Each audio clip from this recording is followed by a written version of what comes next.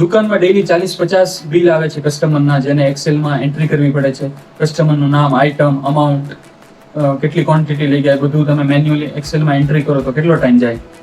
તો એક મસ્ત AI ટ્રિક શીખવાડું. તો સૌથી પહેલા શું કરવાનું, બધા બિલના ફોટોસ ક્લિક કરી લેવાના. પછી 1 by 1 તમે સ્ક્રીનમાં જોવો છો, ક્લાઉડમાં અપલોડ કરી દીધા, બરાબર.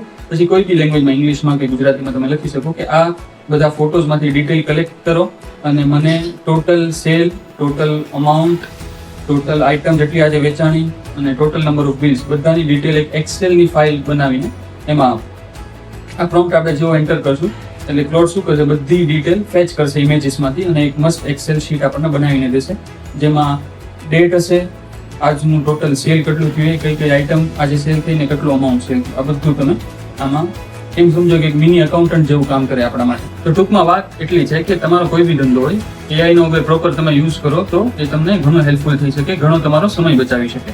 તો AI ની આ નવી નવી ટ્રીક શીખવા માટે ફોલો ફોર મોર.